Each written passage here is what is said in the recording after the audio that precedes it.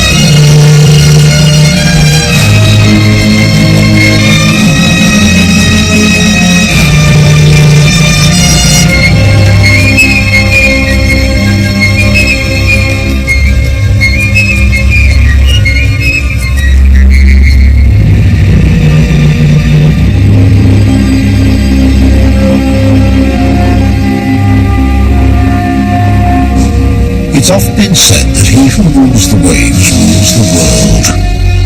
That was certainly true for the bloody years of World War II. For had the battles of the Pacific and Atlantic taken another turn, the world we live in might be a very different place indeed.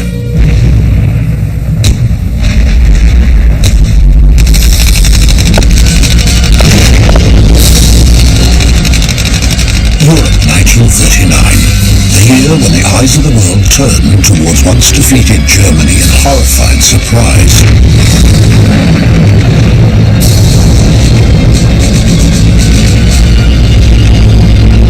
Under Führer Adolf Hitler, the Third Reich had been secretly rebuilding her armed forces. And now, in a brazen initiation of war, her land forces were effortlessly decimating European armies. On the high seas, her navy, the Kriegsmarine, seemed unstoppable, and no sea was as critical to the war as the Atlantic.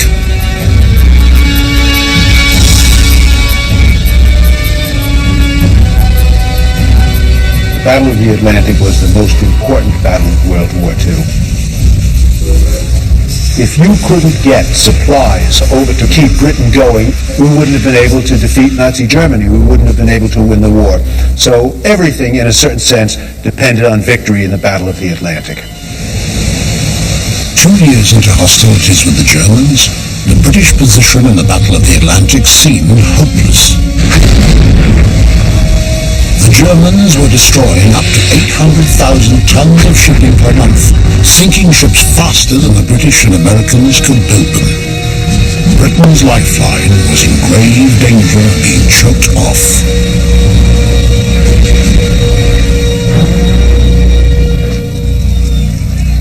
Her leaders were secretly worried that defeat was at hand. Winston Churchill himself had dark fears that the mighty German Navy would sound the death knell for Great Britain. Churchill believed that the Battle of the Atlantic was one of the most important parts of Britain's efforts in World War II. He said he was frightened sometime by the number of sinkings and wondered how long Britain could continue into the war. The Atlantic is home to countless fierce predators, but perhaps none were as ferocious as Germany's dreaded fleet of U-boats. These sleek steel death machines of the open ocean were known as Grey Wolves. British Sub-Lieutenant David Baum had encountered Grey Wolves soon after enlisting in the Royal Navy. In September 39, I was in a destroyer called the Ivanhoe, one of two destroyers escorting the aircraft carrier Courageous when she was torpedoed and sunk. It was very dramatic, one of the very first actions of the whole war at sea, only 10 days after the war had begun. A big loss of life, frightful. The chief architect of Germany's stranglehold on the Atlantic was Admiral Karl Dönitz. As a former submarine commander himself, Dönitz understood the special qualities required of the men who lived their lives gliding silently beneath the waves in these so-called iron coffins. His memoirs reflect his commitment to the war below the surface. Every submariner, I am sure, has experienced in his heart the glow of the open sea, has felt himself to be as rich as a king, and would change places with no man. Georg Hogel met Admiral Dönitz as a young sailor in the U-boat command. Dönitz ist zu allen Zeiten respektiert worden. Vielleicht klingt es jetzt ein bisschen... Dönitz had always been respected. This might sound a bit sentimental, but the old generation of U-boat sailors have always considered him the father of the U-boat sailors. Dönitz had always had our respect, and this was also true for foreign admirals and generals, who also said he was an excellent leader of his men. Führer seiner Leute war. After fighting in World War I, Dönitz studied submarine warfare with single-minded devotion. He extended the same devotion to the men of his Kriegsmarine, becoming a one-man welcoming crew as they returned from training exercises and missions. Short in stature but a giant to his men, Dönitz was tireless and dedicated to a fault, determined to refine and perfect the merciless German U-boat strategy known as Wolfpack. The way the Wolfpack strategy worked was as follows. One submarine would spot a convoy and would radio back to headquarters in Germany or occupied France the location of this convoy. No longer would submarines operate alone and isolated in a vast ocean. Dönitz's men glided beneath the waves until they located the enemy, then waited for reinforcements. When darkness fell over the water, they attacked in a swarm, striking quickly and without pity.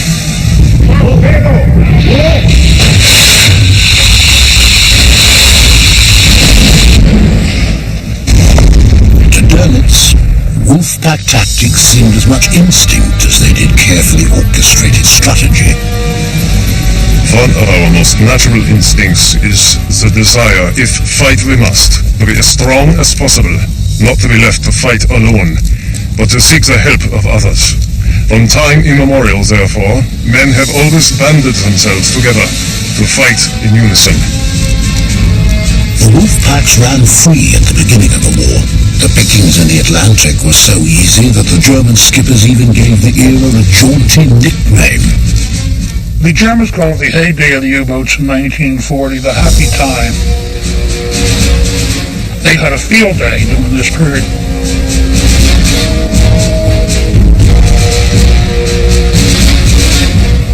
Dönitz and his grey wolves were masters of the seas. Great Britain was bruised, bloodied and reeling from the German onslaught. Even America's shores weren't immune from the U-boat menace. Heavy shipping losses along the eastern seaboard from U-boat attacks led to near panic. Naval and private vessels alike patrolled the waters, searching for the dreaded Nazi submarines. Dönitz controlled everything from his lavish headquarters in occupied France, issuing a steady stream of instructions and orders to his trusted warriors beneath the waves. For the reign of the Grey Wolves depended on constant communication with Dönitz. All orders bringing the U-boats together were issued from his headquarters by radio communications. The U-boats constantly reported back their positions, their usages of torpedoes, their fuel, and so forth. And, of course, this created a lot of communications material for the British to lock in on if they managed to break it. But Dönitz was convinced the Allies could never break his codes because he had a secret weapon, the Enigma machine. Almost all wartime communication on both the Allied and Axis sides was encrypted, but But the Enigma was among the most sophisticated of all encryption machines. It was capable of millions of variations and considered unbreakable by the German High Command. Using messages kept secret by Enigma, Dönitz could dispatch U-boats to surround British convoys. The British had their top codebreakers working around the clock at an English country estate called Bletchley Park to plumb its secrets. If they didn't solve the riddle of the Enigma, they knew the war might be lost. Churchill looked at a chart at the Admiralty, watching the line of sinkings rising on the wall to a red line which they had drawn across the top, which meant that Britain could not continue the war, and it was rapidly approaching that line. As the curtain closed on 1940, Britain's fate rose and fell in the most capricious and uncertain of places, the rolling waters of the open ocean.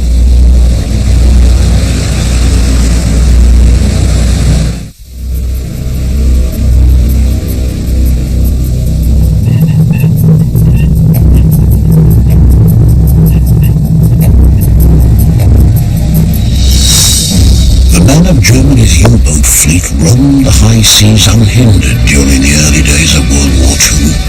Their stealth made them a frustratingly elusive target for enemy ships.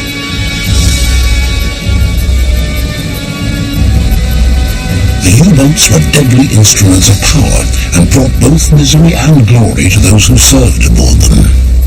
Georg Hogel joined the German Navy in 1937 at the age of 18 and became a U-boat radio operator the following year.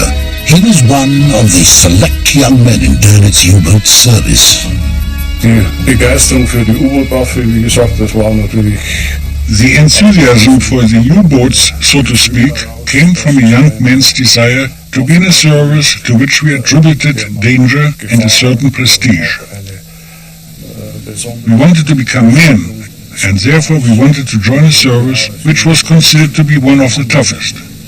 The unprecedented success of the U-boat crews made them heroes at home. Nazi Minister of Propaganda Joseph Goebbels lionized the most noted U-boat aces and dubbed them the Grey Wolves. Adolf Hitler himself handed out iron crosses to the most decorated of U-boat skippers.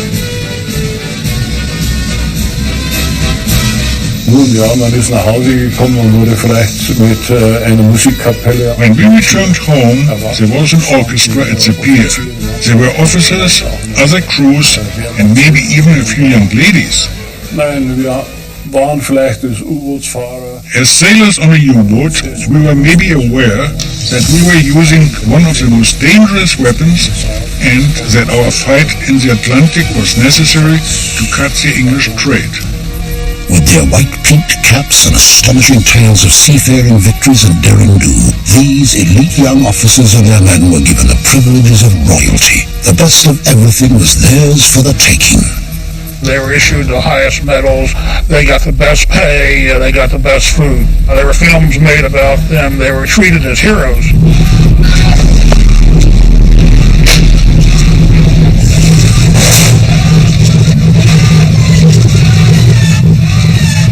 Verpflegung war immer ausgezeichnet.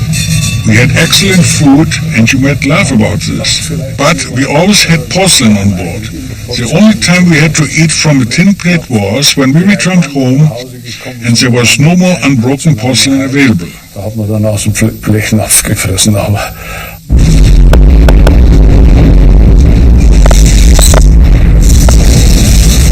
Dönitz's emphasis on making heroes of the U-boat aces may have been in part an ingenious strategy to offset the reality of the most arduous and deadly job in the German military. The U-boat was almost unlivable by the standards of civilians. It was crowded, it was dirty, there was one head for all 47 men, officers and men. It was almost always in use. You couldn't use it when the boat was submerged. Auf der ersten Fahrt, man konnte sich... During my first trip, we could hardly wash ourselves. We had to beg for cooling water from the diesel engines, so we could at least wash our upper bodies. During this trip, we also made coffee with rusty water or salt water. It was really bad. You're underwater, you don't get any fresh air. There's water all over, dripping down on the side from the condensation. So it's wet, it's clammy, it's damp, you're never dry. You can't take a shower. I mean, it's like a super locker room. There are salamis and other things hanging around. You're always with the same guy. The same songs are being played. There's nothing to do. When U-boat ships came back into port and the land crew opened up the front hatches to let the men out, the stench was so bad that they stepped back.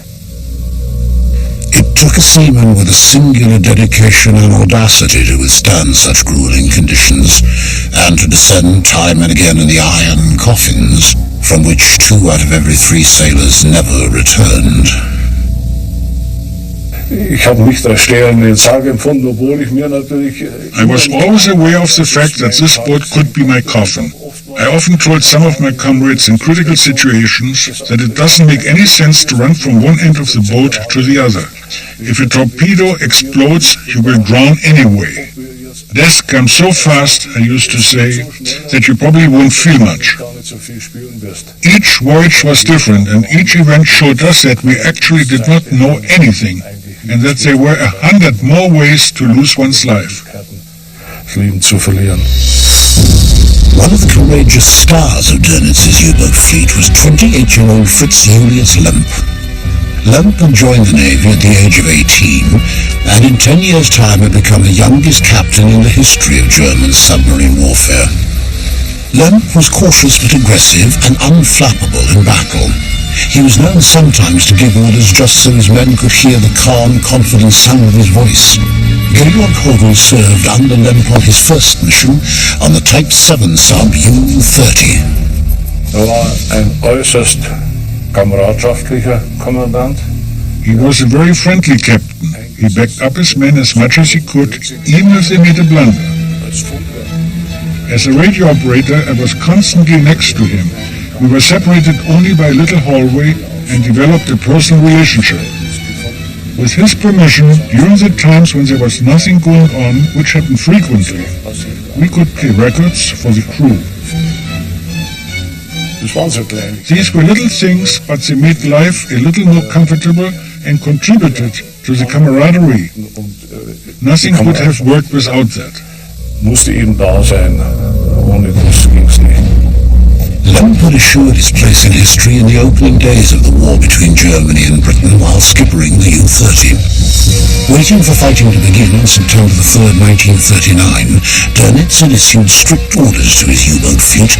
They were not to attack passenger ships in observance of the regulations passed by the Hague Convention at the turn of the century. Enemy convoys to be attacked without warning only on conditions that all passenger liners carrying passengers are allowed to proceed in safety. These vessels are immune from attack, even in convoy. Lurking beneath the waters of the Atlantic at the helm of the U-30, Lemp peered through his periscope and glimpsed a large ship zigzagging in the water. Immediately assuming she was an armed merchant cruiser, Lemp ordered his men to fire torpedoes.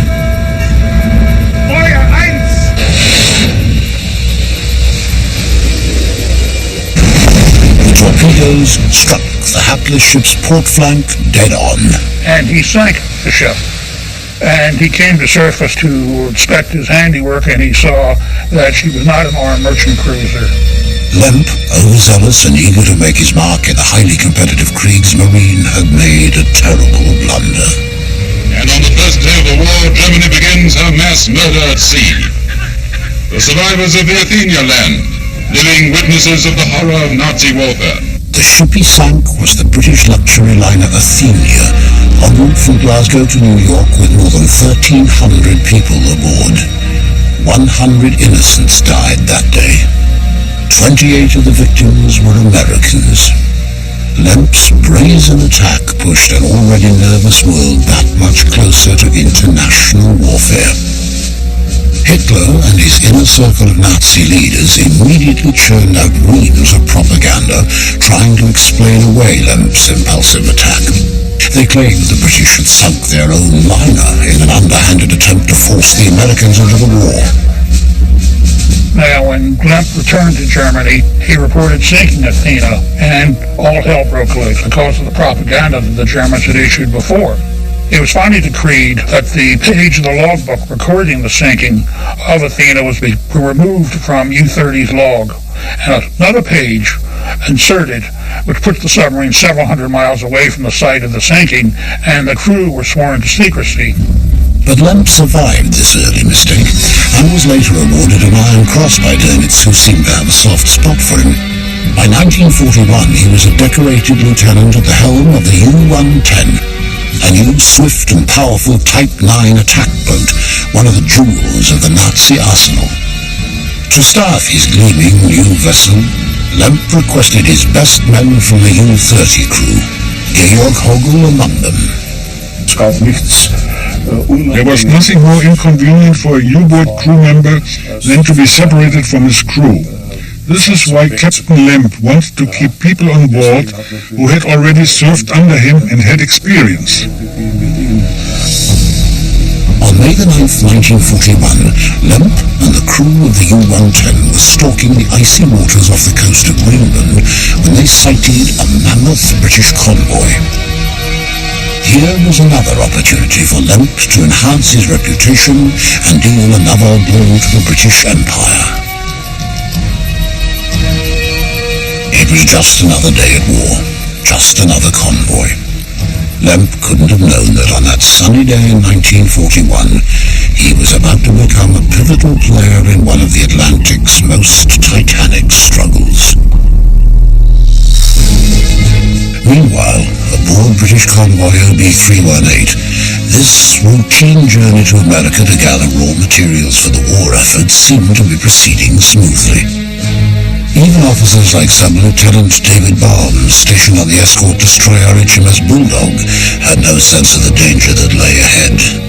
It was a fine day. I think there was some quite sunny blue skies, big swells you always get in the Atlantic. It was about noon. I was standing on the bridge. Bulldog was just one of the 38 ships in the convoy procession, plodding through the waves at a deliberate pace. Some of these ships are very old, and they'd only go at about 8 knots. So the speed of this convoy would be about 8 knots, incredibly slow. To the wolves waiting beneath the waves, these lumbering vessels appeared easy prey indeed. Through his periscope, Fritz Julius Lemp sighted his quarry and decided to attack. Torpedo!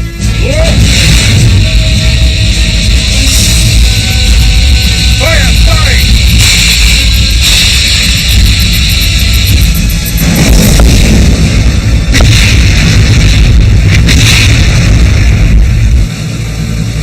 Two British merchant ships exploded and disappeared beneath the waves. Terrific explosion, of course, 2 of our merchant ships being hit, and they sink very quickly, these merchant ships, matter of minutes. David Barnes' commanding officer, A.J. Baker Creswell, heard the explosions from his position on the Bulldog's bridge.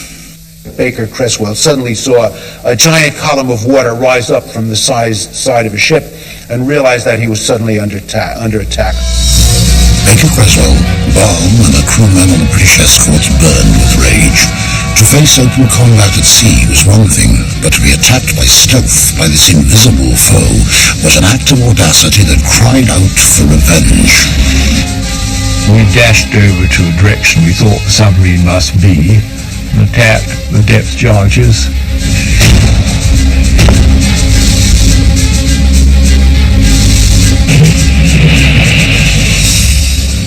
The depth charges launched by the British were set at the perfect range, and the U-110's escape was cut off.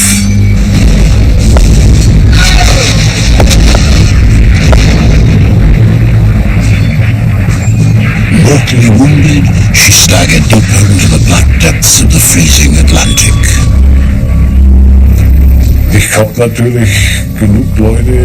The explosion was so strong that we thought it was over. You were in a cage from which there was no escape. Lemp was faced with a terrible decision. If he let the boat sink, he and his crew of 45 men would surely die, as the implacable ocean's pressure crushed the submarine. If they surfaced, the British would likely kill them and capture the boat. And the U-110, like all German U-boats, carried an Enigma machine, the centerpiece of Dönitz's strategy to win the Battle of the Atlantic. To surrender the Enigma and the Nazis' secret codes would be to give the Allies a key weapon they needed to turn the tide against Hitler.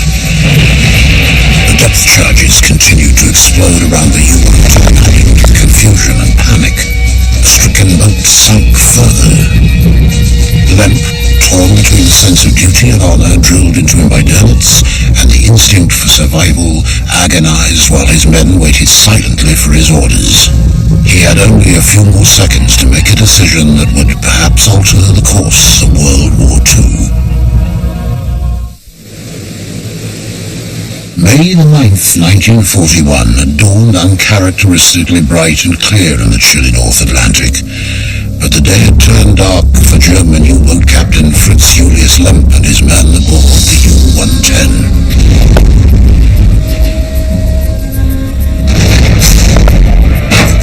They had just sunk 2 merchant ships and a convoy returning from Great Britain, but depth charges had mortally wounded their submarine. Lemp had spent nearly half his life at sea. He'd matched wits with the best the ocean had to offer and been victorious each time. But he'd never faced certain death as surely as he did that afternoon, as his U-boat hung lifelessly in the Atlantic. The ocean's pressure squeezed the boat's hull, causing floor plates that normally sat flush to buckle and overlap.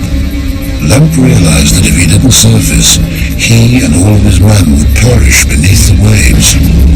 The U-boat crews knew that their chances of surviving were quite difficult if they came under fire. They would be below the surface, there'd be the depth charging, they would be blown to the surface, they might get out if they were lucky. If not, they would be trapped, they would never get out. Lemp gathered himself, and in the calm voice his crew had come to expect, no matter how exultant or grave the situation, gave the order to surface. He was giving up instead of going down. He blew the ballast tanks, and the U-110 rocketed up from the depths of the Atlantic. And the only time they realize that they've hit the surface is when they feel the swell of the ocean banging against the sides of the submarine. Lemp gave orders for scuttling charges to be set, then told his men to abandon ship.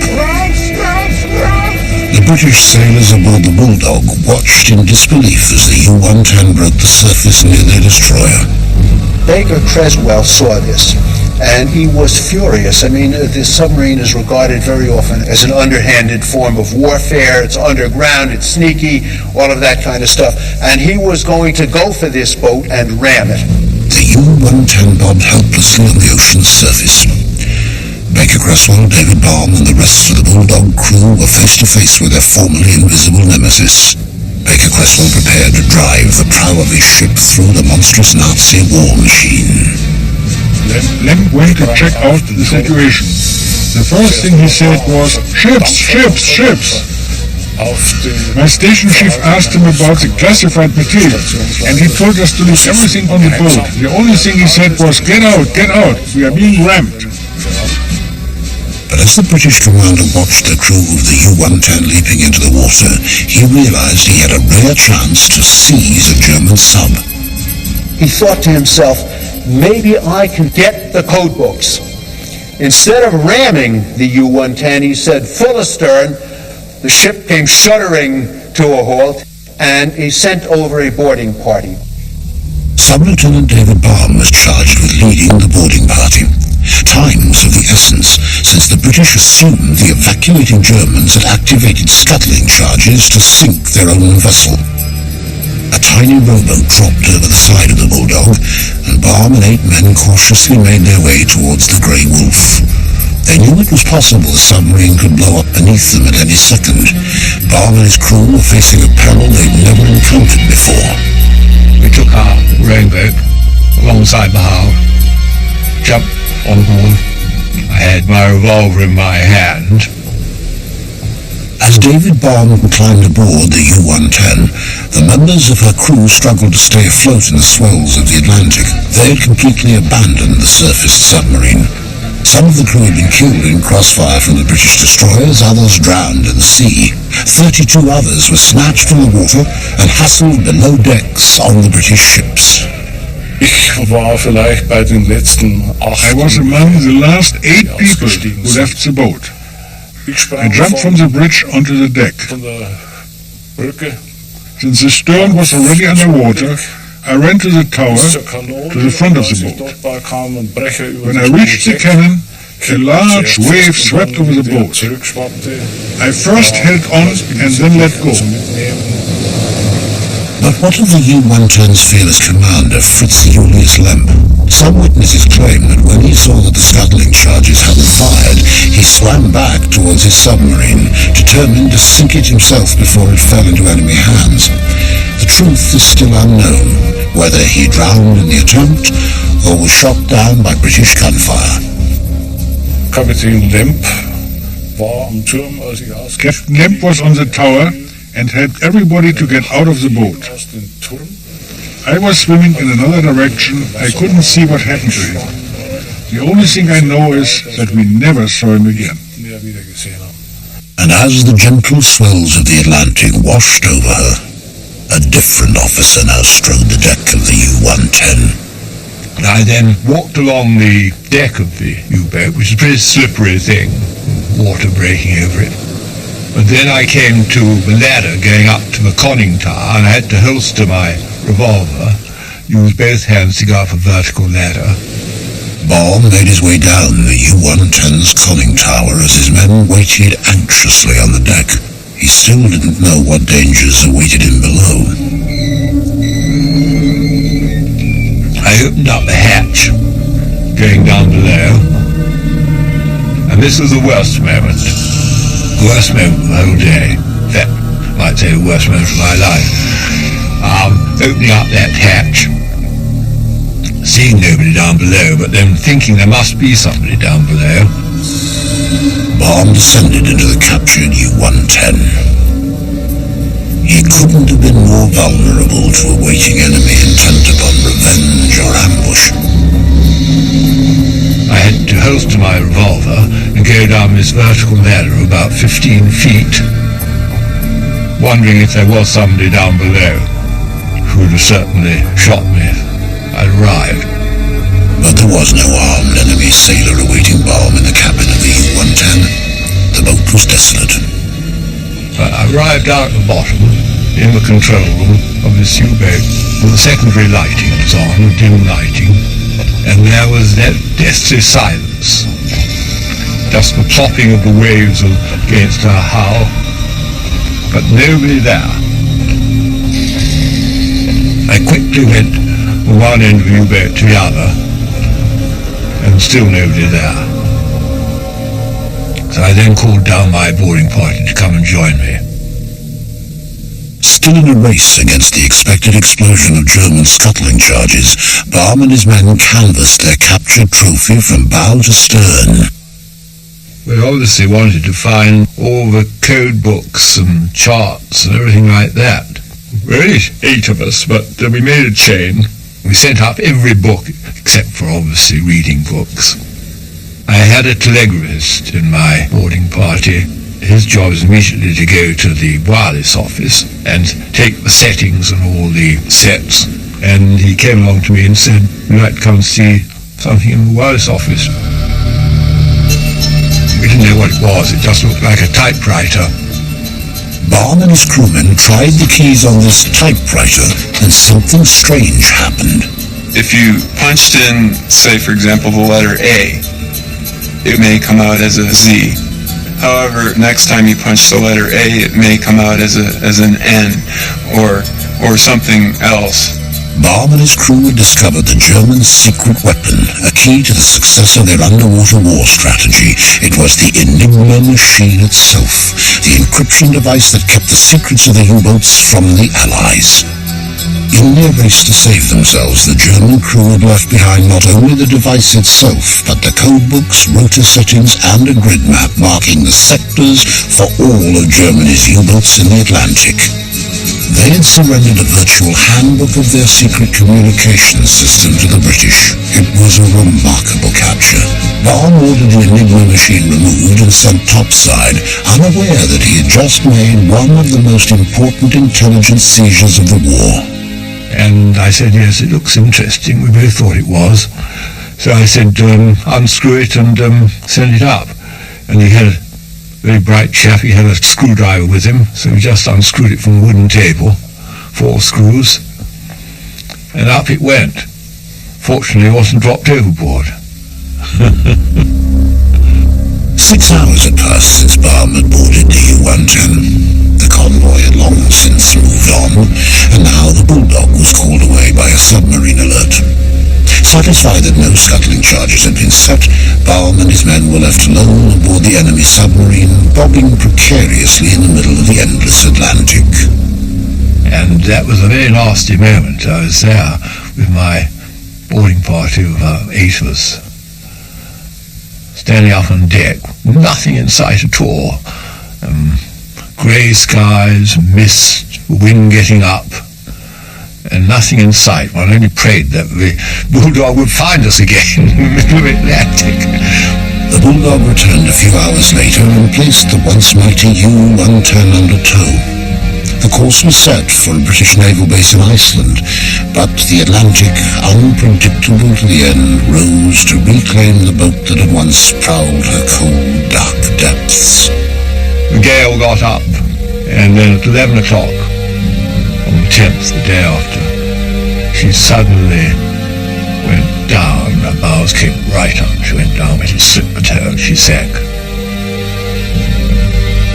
And so, with all of her precious secrets captured by the British, and her imprisoned crew completely unaware of the loss, the U-110's grey frame slipped beneath the waters of the Atlantic for the last time.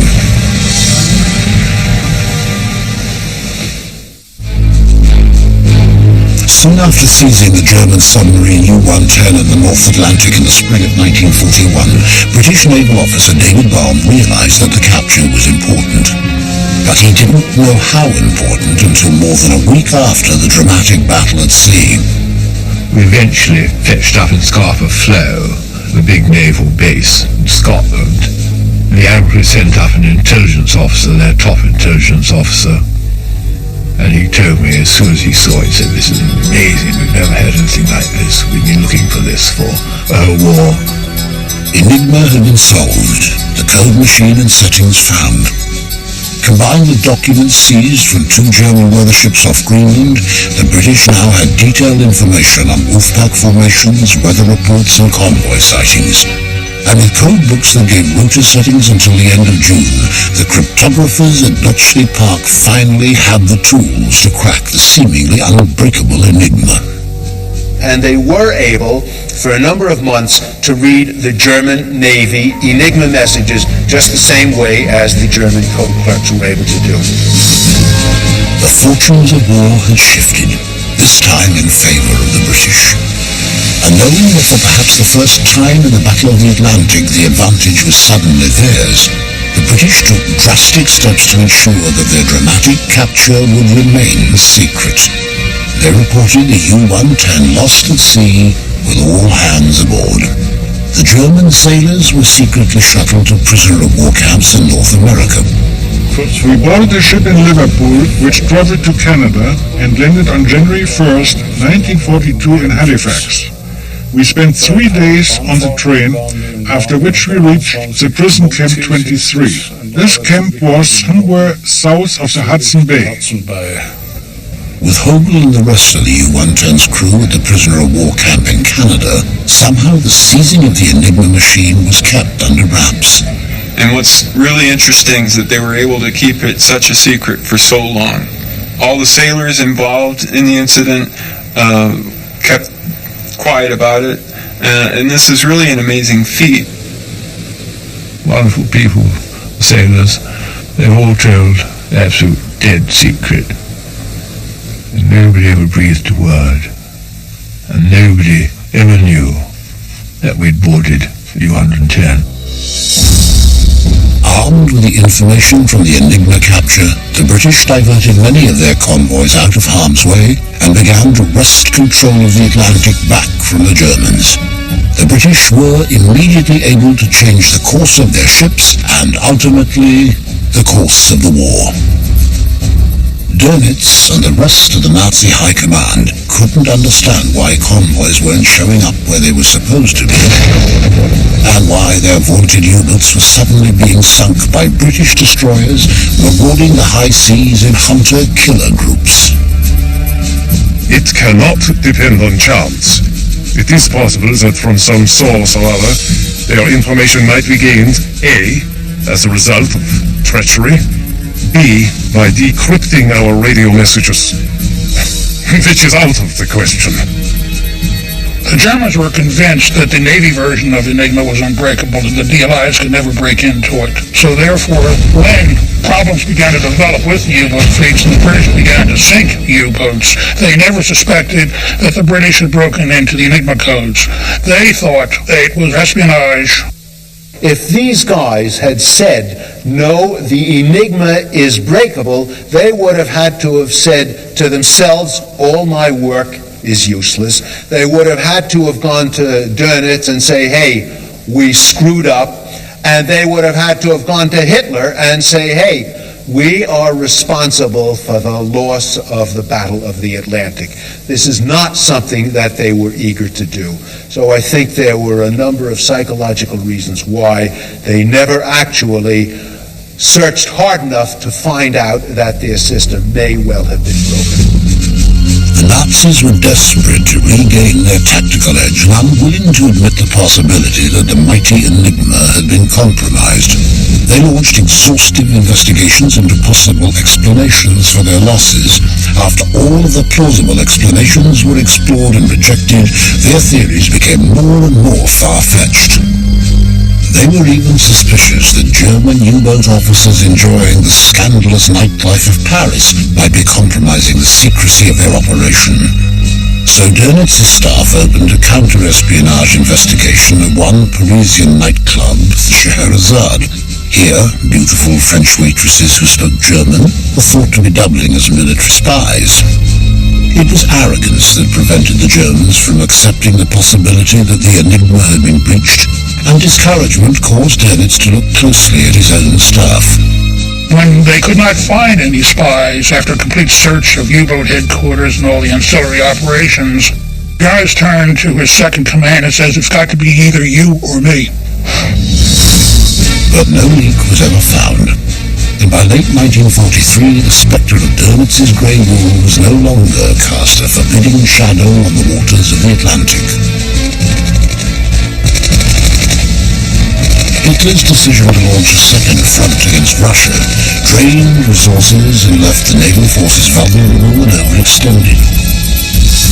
Dönitz pleaded for greater U-boat production, but Providence, it seemed, had already moved against him.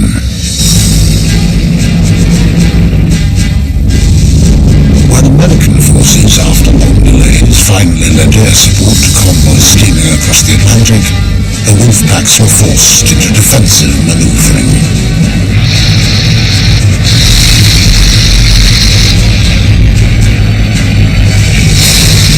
They stayed submerged to survive, and their attacks became more and more isolated. The hunter had become the hunted. To make matters worse, Dönitz's elite U-boat crews had been decimated by losses. The ratio of deaths in the U-boat command was higher than in any other service, including fighting in the snows and the winters of Russia. Something like 2 out of 3 men who were in the U-boat command didn't come back. A command that had once been composed of proud and expertly trained volunteers, the best of the best, now had to draft men who were barely ready to fight. Word had got out about the dirty, dangerous, often fatal reality of life aboard a submarine. The glory days of the invincible grey wolves of the Kriegsmarine were long gone. In the submarine war, there had been plenty of setbacks and crises. Such things are unavoidable in any form of warfare.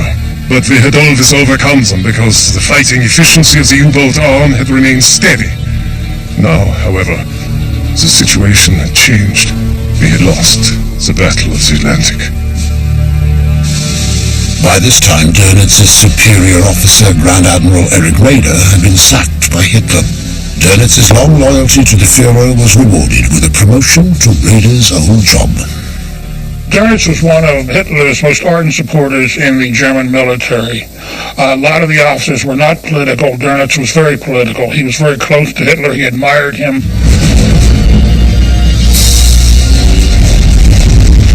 But even the faithful, the true believers like Dönitz, could see that the end of the formidable Nazi regime was near. By the beginning of 1945, Germany was besieged by opponents on all sides, with the Allies closing in from the west and the Russians relentlessly advancing from the east. As the end approached, Hitler's high command scattered to the winds. Vice Marshal Göring was captured by the Allies. Heinrich Himmler, chief of the SS, had committed the high treason of surrender. Hitler turned to Dönitz, his trusted warrior, and bestowed upon him a final award for loyalty, the leadership of Nazi Germany. The day of Hitler's suicide, Dönitz was named the new chief of the Third Reich, but his reign was short-lived. He presided over the crumbling of the Nazi Empire. And on May the 7th, 1945, Dönitz completed his final act as a warrior. He surrendered to the Allied forces. Tried with Göring, Speer, and the rest of the notorious Nazi 10 at the Nuremberg War Crimes Tribunal, Dönitz received a punishment of 10 years in prison. After Dönitz gets out of prison in the 50s, he releases his memoirs. And this work is really Dönitz's way of saying, what if? If only I had 300 U-boats at the beginning of the war. If only I had been able to coordinate Wolfpack. If only. Certain departments of the German Navy and the leaders of the German state also failed to appreciate the importance of the U-boat arm. That is the tragedy of the German U-boats in the Second World War. Dönitz wanted to build 300 U-boats, and had there been 300 U-boats in service at the start of the war would have taken a very different course. It's very questionable whether Great Britain would have been able to survive at that time. But Dönitz had lost the political battle for more boats, and with the capture of the U-110 and the Enigma's secrets, he'd lost the Battle of the Atlantic. In so doing, he had perhaps lost the war itself. In World War II, control of the sea was a very important factor in the Allied victory. Without control of the sea, the Allies could not have won the war. Naval wars are sometimes told in the terms of Midway and Trafalgar's, but the capture of U-110 is as important as any of those. Years after his release from a Canadian prisoner of war camp, U-110 radio officer Georg Hogel still thought about his fallen commander, Fritz Julius Lemp. The worst that happened to us was after we were rescued. We always hoped that they would find him somewhere. We all suffered a lot when we realized that he was not among us. And this pain remains even today. Because if the captain had survived, our relationship would have been such that we would have met many times. While Hogel was unaware of the consequences of his U-110's capture, British Navy Sub-Lieutenant David Barr knew he had played a starring role in one of the most critical struggles of the Second World War. By capturing Enigma, we saved the war from being lost that summer, because we would have lost the war that summer. The losses were too great. The Allies had suffered much, but they'd realized their objective. They'd conquered Germany's U-boat division and prevailed in a critical battle for the dark waters of the Atlantic. They had finally brought the Nazi Empire to its knees. It's been said by some that the sea holds her secrets tight and takes them jealously to her silent depths. But sometimes she yields her secrets in the most unexpected of ways, offering them up as a reward to those she deems heroic in battle and worthy in their cause.